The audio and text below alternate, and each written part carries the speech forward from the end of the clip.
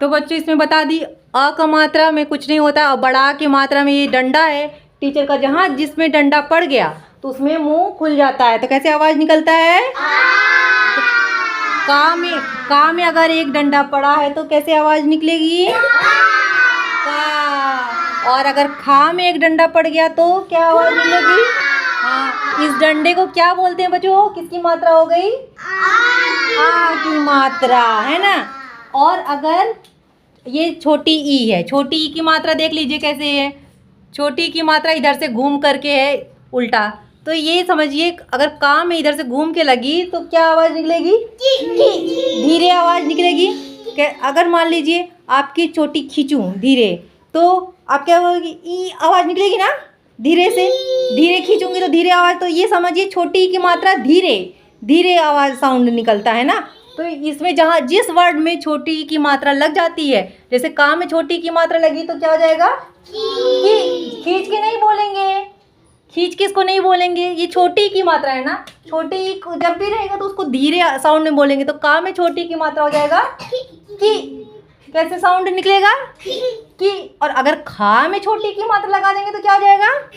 खी। और अगर गा में छोटी की मात्रा लगा देंगे तो क्या हो जाएगा? गी। तो कोई भी व्यंजन में अगर छोटी की मात्रा लगेगी तो क्या वो हो जाएगा? गी। घी। जो भी रहेगा तो वो साउंड निकलेगा ई का, लेकिन स्लो आवाज में। अगर बड़ी ई की मात्रा देखिए कैसे है।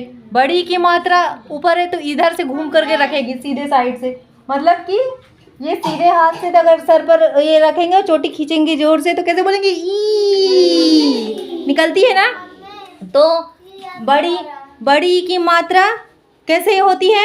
जब मान लो कि टीचर ने चोटी खींची आपकी तो आपका कैसे आवाज निकलेगा? ई, है ना। तो वही बड़ी की मात्रा है। तो जहाँ किसी भी व्यंजन में बड़ी ई की मात्रा लग गई तो क्या आवाज निकले? जैसे का में बड़ी ई की मात्रा लगी तो क्या हो जाएगा?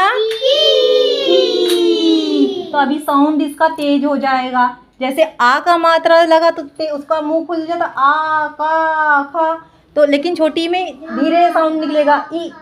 और बड़ी ई में तेज साउंड निकलेगा, लेकिन ई का साउंड निकलेगा। जैसे का में बड़ी की मात्रा क्या हो जाएगा?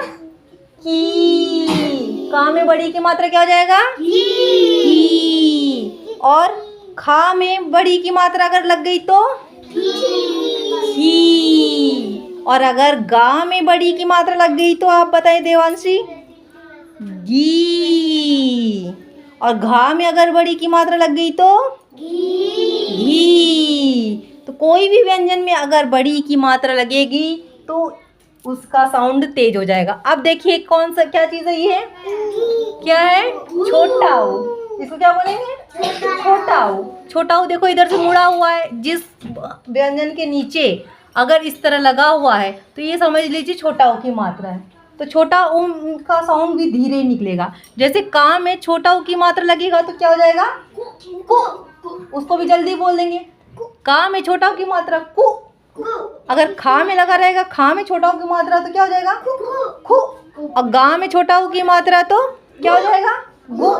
कोई भी व्यंजन के नीचे अगर छोटा ऊ की मात्रा रहेगा तो क्या होएगा?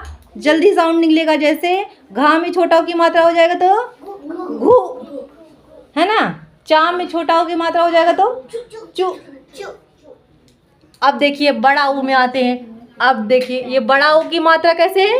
ये इधर से लेके इधर मोड़ा हुआ है ना, इसको बोलते हैं बड़ा ऊ की मात्रा। इसको किसी भी व्यंजन के नीचे अगर लगता है तो वो बड़ा ऊ की मात्रा होती है, ठीक ना। तो बड़ा ऊ की मात्रा भी खींच के बोलेंगे। जैसे का में बड़ा ऊ की मात्रा तो क्या हो जाएगा? कू। इसको भी खींचेंगे। बड़े को बोलते ना ये बड़ा भाई है, ये बड़ी बहन। तो ऐसे बड़ा का साउंड ज्यादा होता है ना। तो का में बड़ा ऊ की मात्रा कू। खा में बड़ा ऊ की मात्रा कू। गा में बड़ा ऊ की मात्रा गू, है ना। अब देखिए आगे ये री की मात्रा नीचे इस तरह रखती है और ए की मात्रा ये देखिए एक ऊपर अगर रहेगा, सर पे एक ऐसे खड़ा रहेगा तो समझ जाइए ये किसकी मात्रा है? ए की मात्रा है। तो अभी देखिए का में ए की मात्रा तो क्या हो जाएगा? के। खा में एक ही मात्रा खे। गा में एक ही मात्रा गे। Very good. अब देखिए ए की मात्रा क्या होती है। अब एक मात्रा तो समझ में आ गया कि एक ही है, और अगर दो मात्रा है सर पे अगर दो मात्रा है तो क्या हो जाएगा? ए की मात्रा। अब देखिए का में दो मात्रा है ना, तो क्या हो जाएगा? के। अभी खा में अगर दो मात्रा ऊपर हो जाएगा तो क्या हो जाएगा? खे। और गा में दो मात्रा ऊपर हो जाएगा तो क्या हो जाएगा? गे। है ना? समझ में आ रहा है ना आप लोग को? Any doubts? नहीं ना? Any problem? No? Okay, next चलते हैं हम लोग। What happened? नेक्स्ट ए हो गया। अभी चलते ओ में देखिए ओ का कैसे रहेगा? एक ऊपर और एक ही नीचे। एक ऊपर अगर रहा और एक ये डंडा रहा तो समझ जाएंगे कैसे होता है ओ की मात्रा। ठीक ना? अगर देखिए इसको आ छुपा लेंगे तो ओ वैसे ही दिखाई पड़ जाएगा कि इसका मात्रा कैसे होता है। एक ऊपर और एक ही साइड में, जहाँ इस तरह रहे तो ओ की मात्रा। अब देखिए का में ओ की मात्रा क्या हो जाएगा? को। खा में ओ की मात्रा को।